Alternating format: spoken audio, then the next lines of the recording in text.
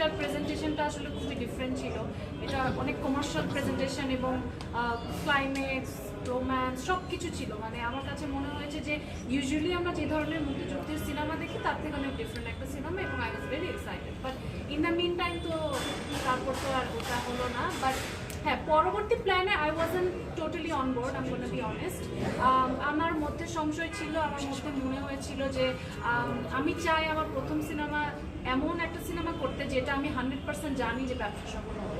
Because সিনেমার ক্ষেত্রে I am so sorry to say, but ব্যবসা ইজ দ্য ফার্স্ট থিং, তারপরে বাকি সব আসবে। বিকজ এখন আমাদের ইন্ডাস্ট্রি যে জায়গায় আছে সেখানে আমার মনে হয়েছে যে একটা সিনেমা যদি বিজনেস করতে না পারে তাহলে আসলে অনেক বেশি সিনেমা করা যাবে না, বা এটা একটা আর্টিস্টের ক্যারিয়ারে অনেক মানে ক্ষতি করে।